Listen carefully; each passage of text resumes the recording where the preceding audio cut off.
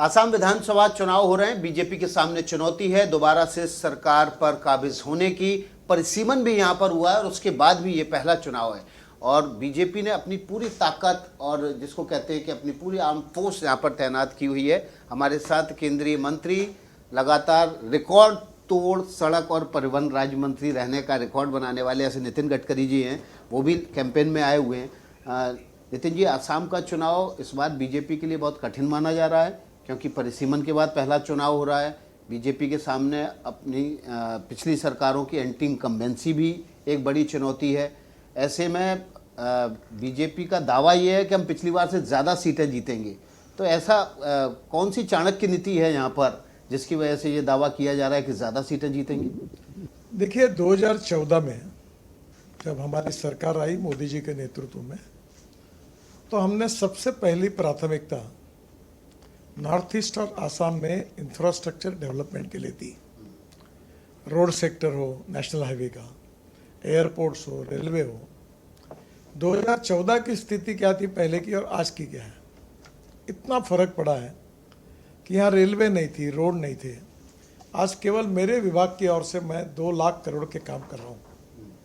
उसमें से करीब 40 से 50 हज़ार करोड़ के काम पूरे हो गए हैं और करीब 80 से 1 लाख करोड़ के काम चल रहे हैं और करीब और मैं 80 से 1 लाख करोड़ के काम पाइपलाइन में डीपीआर बन रहे हैं। तो ये 5 साल जब हमारे पूरे होंगे तो टोटल आसाम में हम केवल 2 से 2.5 लाख करोड़ के काम पूरे करेंगे।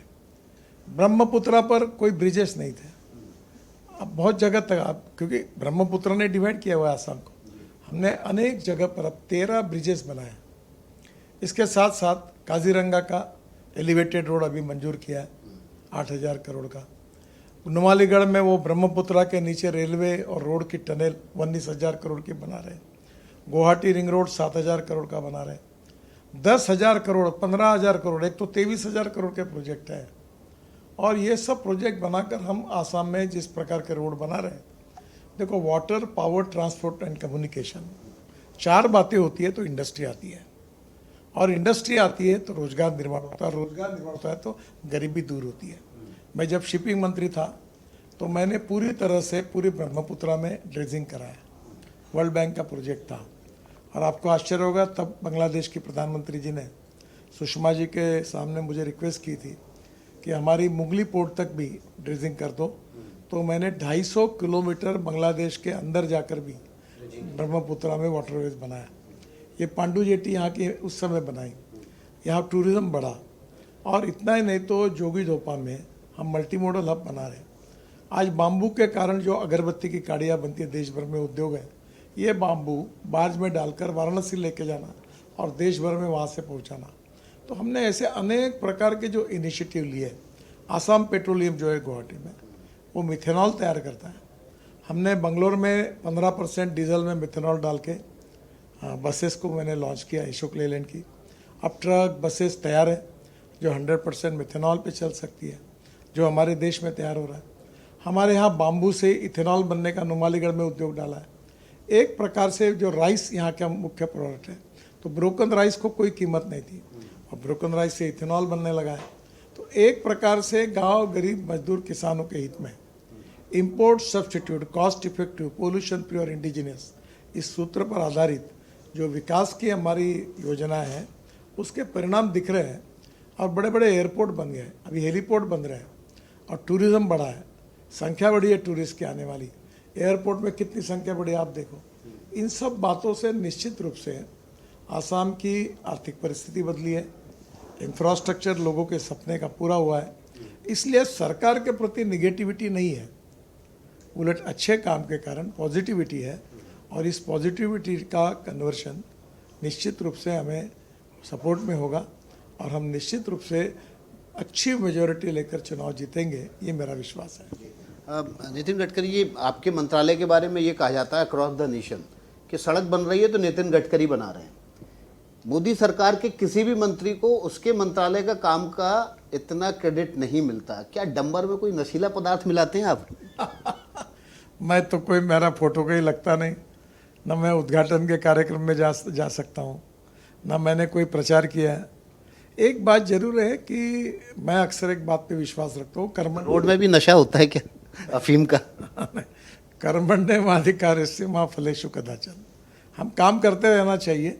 अब मैंने पहले शुरुआत में मुंबई पुणे एक्सप्रेस हाईवे बनाया महाराष्ट्र में, फिर समुद्र में वर्ली बांद्रा बनाया, 55 फ्लाईओवर्स बनाया, फिर अटल जी के नेतृत्व में प्रधानमंत्री ग्राम सड़क योजना बनाने का मौका मुझे मिला। तब मैंने नेशनल हाईवे के लिए एक पॉलिसी बना के दी थी।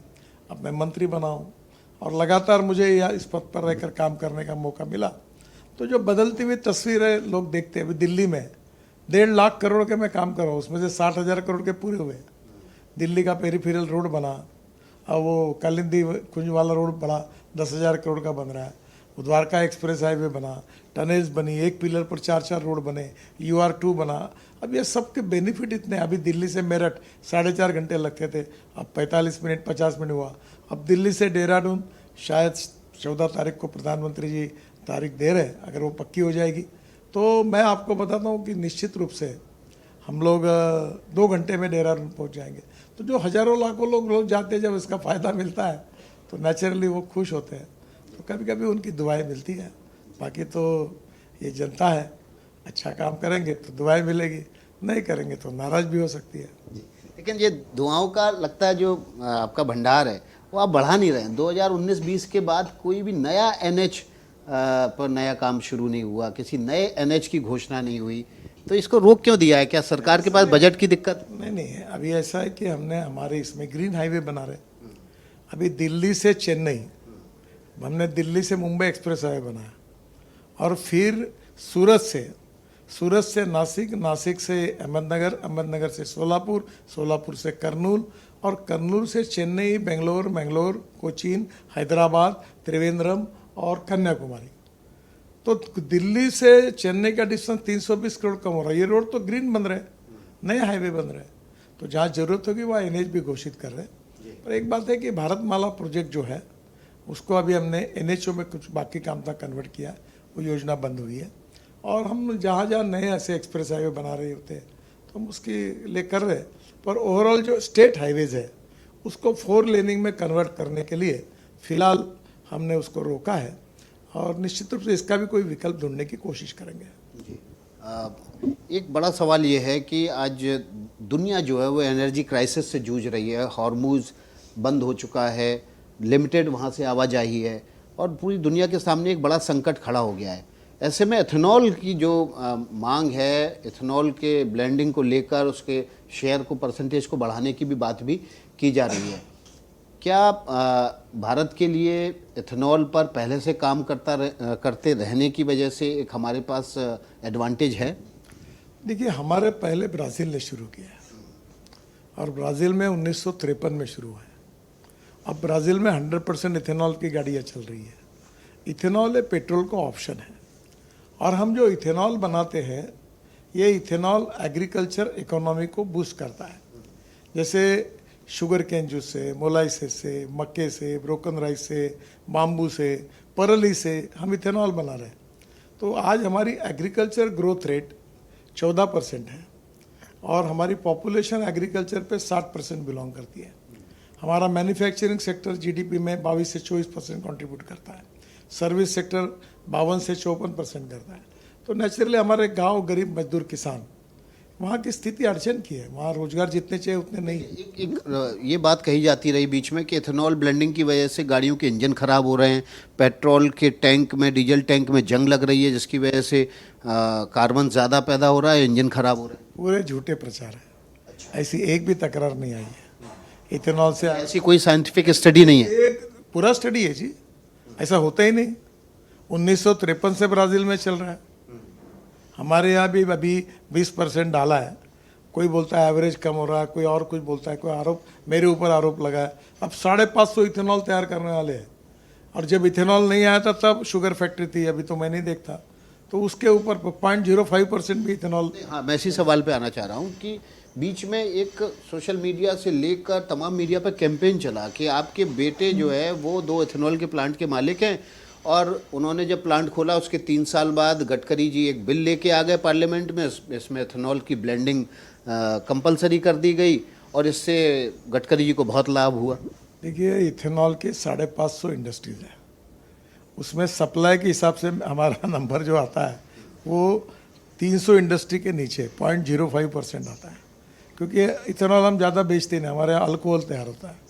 दूसरी बात, इथेनॉल की पॉलिसी जो होती है ये ऑयल कंपनी रेट तय करती है, तो तय कैबिनेट में जाता है, टेंडर निकलता है और उसके बाद रेट तय होता है, उसको किसी को फेवर नहीं किया जाता। और इसलिए कल अगर कोई चावल तैयार हो रहा है किसान, तो सरकार चावल खरीदी कर रही है और कोई मंत्री का खेती है उसमें चावल तैयार हो रहा है तो उसको बेनिफिट मिला, ये जैसा हास्यास्पद है वैसा हास्यास्पद है। देखिए, पहली बात तो ऐसी, आपको आपके परिवार को क्यों टारगेट किया जा रहा है? तो पॉलिटिकल कैंपेन थे, उसमें कोई तथ्य भी नहीं था और मैं को उसको महत्व भी नहीं देता। अब मैं आपको बताता हूँ, देश में 22 लाख करोड़ का फॉसिल फ्यूल का इंपोर्ट हो रहा है। दिल्ली में अनेक शहरों में प्रदूषण की समस्या है। हमारे देश में इतना पैसा देश के बाहर जा रहा है, क्या हमारे देश का इंपोर्ट कम नहीं होना चाहिए? क्या ये 22 लाख करोड़ देश का इंपोर्ट कम करके अगर इसमें से काफ़ी पैसा किसानों के जेब में जाता है तो गांव गरीब मजदूर किसान का कल्याण नहीं होगा? क्या हमारा देश आत्मनिर्भर नहीं बनना चाहिए? क्या हमारा देश आज जो जिस प्रकार की स्थिति आई, हमारे पास गैस नहीं, हमारी 86% हमारी एनर्जी इंपोर्ट होती है, केवल 14% हमारी है, हम वर्ल्ड में 3rd लार्जेस्ट है। क्या हम आत्मनिर्भर बनकर हमारे देश में एनर्जी सब तैयार नहीं होनी चाहिए?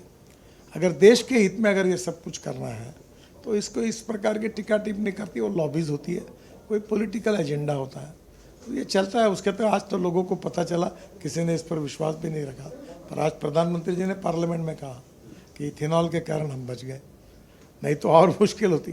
तो मुझे लगता है कि अब ये अल्टरनेटिव फ्यूल और बायो, मैं हाइड्रोजन की बात करता हूँ, मैं इथेनॉल की बात करता हूँ, मैं मिथेनॉल की बात करता हूँ। इस देश की इलेक्ट्रिक कार मैंने पहली लॉन्च की, इलेक्ट्रिक स्कूटर सब लॉन्च की, इलेक्ट्रिक ट्रक लॉन्च की।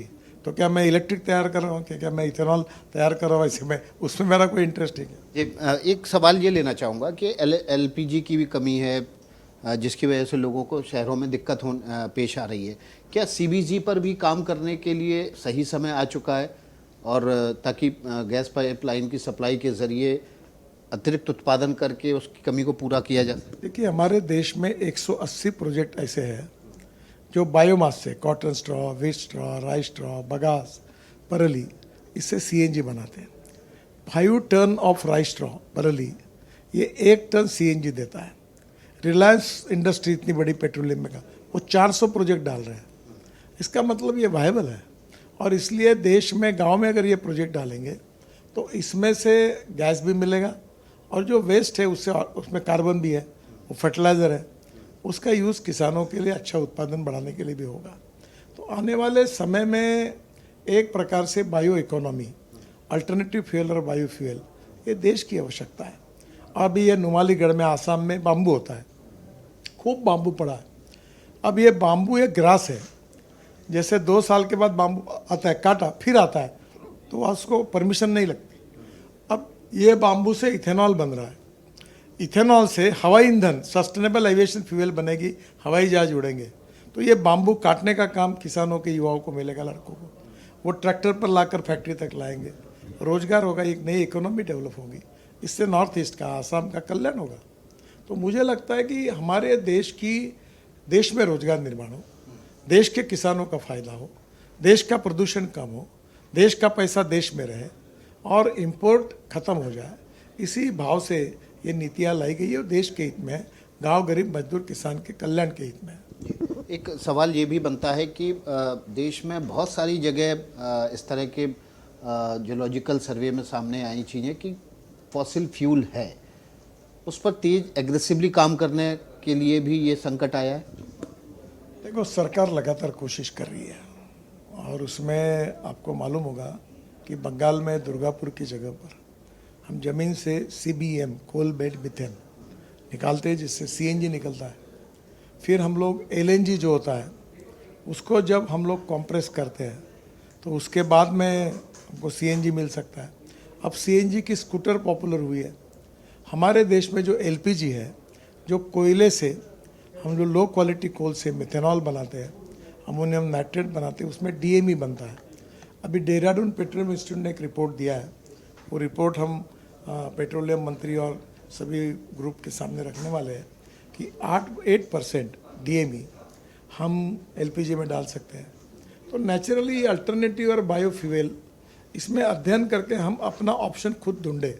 स्वदेशी, स्वावलंबन और स्वातंत्र, यही तो मंत्र महात्मा जी गांधी जी ने हमको दिया था। और उसके आधार पर हम आर्थिक दृष्टि से गांव, गरीब, मजदूर, किसान, जल, जमीन, जंगल, जानवर आधारित टेक्नोलॉजी का उपयोग करके अगर गांव को समृद्ध बनाएंगे, किसानों को समृद्ध बनाएंगे, गांव में रोजगार निर्माण करेंगे, देश में ग्रोथ गांव में होगी, तो मुंबई, दिल्ली, कलकत्ता, चेन्नई, बेंगलोर में आज जो समस्या है वो नहीं रहेगी, लोग नहीं आएंगे। एक बार लॉन्ग टर्म थिंकिंग है। नितिन जी, एक बार अफवाह उड़ जाती है कि देश में पेट्रोल की कमी हो गई है, गैस की कमी हो गई है, लोग टूट पड़ते हैं पेट्रोल पंप पर, गैस के लिए लंबी लंबी कतारें लगा लेते हैं। सरकार बार एड्रेस कर रही है, लेकिन सच्चाई में क्या सरकार के पास इतना सीमित स्टॉक है कि लोगों को पैनिक करने की ज़रूरत है? लोगों ने पैनिक होने की बिल्कुल ज़रूरत नहीं है। आपको मालूम है, हमारे यहाँ फोटो कल टीवी पर न्यूज़ आई थी कि नागपुर में पेट्रोल पंप पर कोई नहीं था, क्योंकि लोगों ने इतना पेट्रोल भर लिया कि अब 7-8 दिन उनको लेने की ज़रूरत ही नहीं। कोई कमी नहीं है। लोगों ने इम्पेशेंट नहीं होना चाहिए। गैस के सिलेंडर हमारे पास है, सबको मिल रहे, पेट्रोल डीजल मिल रहा है, पर्याप्त साठा है। और सरकार पे जो बड़े बड़े वेसल्स हैं जो फॉसिल फ्यूल को लेकर आ रहे हैं वो भी पहुंच रहे हैं। और सरकार ने हिंदुस्तान में जो अपना गैस पैदा होता है, आंध्र में होता है जैसे कृष्णा बेसिन वगैरह में, वहाँ का प्रोडक्शन बढ़ा है। तो नेचुरली अब हमारे देश में, हमने अभी देश में जो बात रह गई अधूरी कि ये 180 प्रोजेक्ट, ये जो नेचुरल गैस, कॉम्प्लेक्स गैस तैयार करने वाले, अब उसमें 400 प्रोजेक्ट का काम चालू है। और भविष्य में 4000 प्रोजेक्ट और शुरू होंगे। अब म्यूनिसिपल वेस्ट बायोडाइजेस्टर में डाल के उससे भी बायो सीएनजी मिलेगा या हाइड्रोजन मिलेगा। हम देश के 10 रूट पर हाइड्रोजन की बस और ट्रक चला रहे हैं। मैंने खुद टाटा की 3 ट्रक, 2 हाइड्रोजन फ्यूल सेल पर और 1 हाइड्रोजन फ्यूल सेल पर और 2 जो आईसी इंजन था पेट्रोल डीजल का, उसमें हाइड्रोजन डाल के उसको लॉन्च किया है। तो आने वाले समय में अल्टरनेटिव फ्यूल, बायोफ्यूल, इलेक्ट्रिक में 30%, 40% राइज हो गए। अब सब लोग इलेक्ट्रिक कार यूज़ कर रहे हैं, इलेक्ट्रिक स्कूटर कर रहे हैं। यही लोग, आप मीडिया वाले मुझे प्रश्न पूछते थे जब मैंने पहले इलेक्ट्रिक गाड़ी लॉन्च की थी कि ये गाड़ी रास्ते में बंद पड़ेगी तो उसको धक्का मारने के लिए आप आओगे क्या? कि पड़ी किसी गाड़ी बंद? नहीं पड़ी। अब तो सब लोग, आप पत्रकार लोग भी इलेक्ट्रिक स्कूटर, इलेक्ट्रिक कार खरीद रहे हैं। लेकिन शहर से बाहर जाने में अभी भी डर लगता है, चार्जिंग स्टेशन अभी भी सीमित। 600 किलोमीटर तक गाड़ी एक बार चार्ज होती है।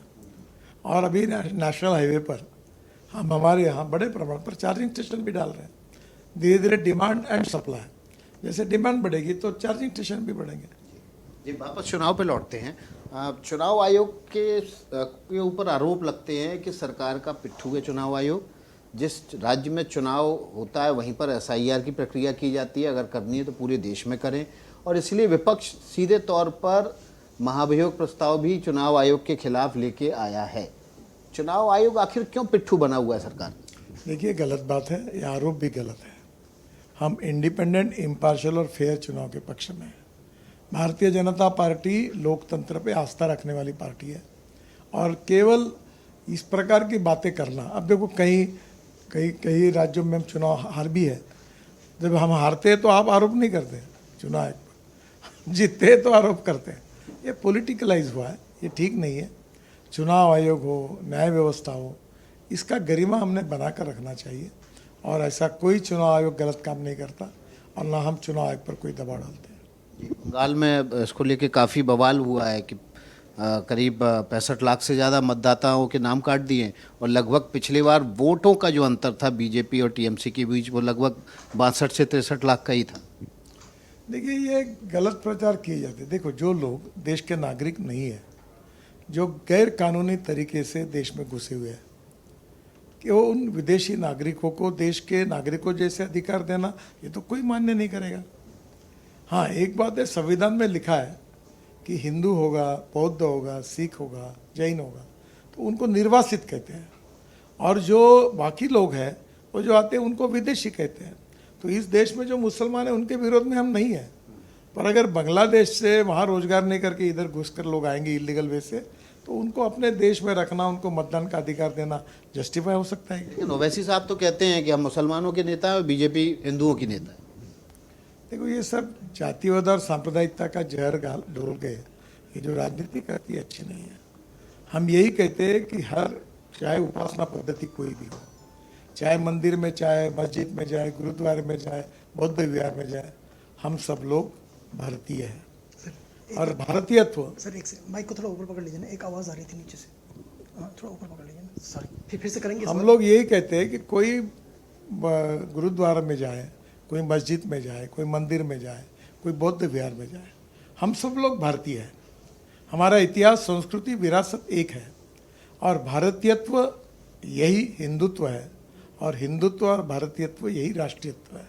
हिंदू यानी, हिंदू का अर्थ यानी केवल मंदिर में जाने वाला नहीं होता है। हिंदू, सुप्रीम कोर्ट ने हिंदू की, हिंदुत्व की व्याख्या की है कि it is a way of life. जब भारत की संस्कृति की बात होती है तो इतिहास, संस्कृति, विरासत की बात होती है तो हिंदू संस्कृति की बात होती है। तो इसलिए हिंदू ये जातिवादी और सांप्रदायिक शब्द नहीं है। अटल बिहारी वाजपेयी की बहुत अच्छी मुलाकात है जो उस समय जावेद अख्तर साहब ने ली थी, अभी यूट्यूब पर है वो। तो उनने पूछा था कि आप आएंगे तो सेकुलरवाद इस देश का ख़त्म हो जाएगा। तो बोले, उन्होंने कहा था कि ये देश सेकुलर है, सेकुलर रहेगा। ये केवल सेकुलर है, इसका कारण आरएसएस, बीजेपी और कोई नहीं है। ये देश जो है, ये बहुसंख्य यहाँ का हिंदू समाज, ये सहिष्णु है, सहनशील है और सर्वसमावेशक है। और उसकी संस्कृति और कल्चर ये है कि वो सर्व धर्म समभाव का पालन करता है। और बेसिक बात यह है कि सेकुलर शब्द का इंग्लिश डिक्शनरी में अर्थ क्या है? सेकुलर शब्द का अर्थ धर्मनिरपेक्षता नहीं है। सेकुलर शब्द का अर्थ है सर्वधर्म समभाव, और इसलिए सब धर्मों के साथ समान भाव रखो, ये बात भारतीय जनता पार्टी मानती है। भारतीय जनता पार्टी ये भी कहती है कि हिंदू राष्ट्र घोषित करना चाहिए, आरएसएस भी यही कहती है। क्या सही समय है? में आपकी गड़बड़ यही होती है कि हिंदू शब्द को आप, जो केवल मंदिर में जाता है वो हिंदू, ऐसा समझकर ये हिंदुत्व मुसलमानों के, बाकी धर्मों के विरोध में है, ये बात कहते हैं। लेकिन हिंदू राष्ट्र घोषित करने का समय आ गया है। अभी ये कोई विषय नहीं है कहीं, ना ऐसा कोई बात आई है। जो बात मैं कह रहा हूँ कि हिंदुत्व, भारतीयत्व और राष्ट्रीयत्व, इतिहास, संस्कृति और विरासत, इसके साथ देखिए। और सेकुलर, देखिए एक बात याद रखना, राजा धर्मनिरपेक्ष होना चाहिए, सरकार धर्मनिरपेक्ष होनी चाहिए, पर व्यक्ति, परिवार कभी धर्मनिरपेक्ष नहीं होता। धर्मनिरपेक्ष कैसे होगा? राहुल गांधी और इंदिरा गांधी की मृत्यु के बाद उनको मंत्राग्नि क्यों दिया गया? इसलिए सरकार धर्मनिरपेक्ष होनी चाहिए, मंत्री धर्मनिरपेक्ष होने चाहिए, व्यक्ति कभी धर्मनिरपेक्ष नहीं हो सकता। और इसलिए सेक्युलर शब्द का अर्थ सर्वधर्म समभाव है। हम सब धर्मों का सम्मान करें, सबको किसी भी मंदिर, मस्जिद, गुरुद्वारा जाने का अधिकार है और हम उनका सम्मान करते हैं। ये कोई संकुचित और जातिवादी और सांप्रदायिक दृष्टिकोण नहीं है, ये विशाल दृष्टिकोण है और हम सब लोग मिलकर भारतीय हैं और हम देश की इतिहास, संस्कृति, विरासत को लेकर आर्थिक प्रगति करके विश्वगुरु बने, यही हम सब भारतीयों का संकल्प है। और इसमें हिंदू, मुसलमान, जैन, क्रिश्चियन सब आते हैं, जो यहाँ रहते हैं सब आते हैं। ठीक है, आखिरी सवाल लूँगा। 5 राज्यों में चुनाव हो रहे हैं, इन 5 राज्यों में क्या आप दावे से कह सकते हैं बीजेपी की सरकार बनेगी या बीजेपी समर्थित एनडीए की सरकार बनेगी? देखिए, आसाम में हमारी सरकार निश्चित रूप से बनेगी। हम बंगाल में भी बहुत अच्छी तरह से सरकार बना सकते हैं। केरल में तो अभी हमें काफ़ी टाइट, पर हम इस समय काफ़ी अच्छी जगह मिलाएंगे। बाकी तमिलनाडु में भी हमें अच्छी सफलता मिलेगी। पांडिचेरी में तो हमारी सपोर्टिव सरकार है ही। इस बार इस चुनाव में हमारी ताकत बढ़कर हम आगे आएंगे और निश्चित रूप से भारतीय जनता पार्टी को पूरे देश में, चाहे दक्षिण हो, चाहे उत्तर हो, चाहे पूर्व हो, चाहे पश्चिम हो, अब ऑल इंडिया लेवल पर लोगों ने स्वीकार किया है। यही बात इस चुनाव से सिद्ध होगी। बहुत बहुत शुक्रिया आपका। तो नितिन गडकरी जी आसाम के दौरे पर हैं, खुलकर बात की एनर्जी सेक्टर में क्या चल रहा है, क्या होने वाला है और क्या भारत की ताकत है, इस पर भी खुलकर बात की और साथ ही साथ चुनाव आयोग से लेकर और चुनाव के मुद्दों तक पर हम ये इंटरव्यू जल्द ही आपके सामने लेकर आ रहे हैं।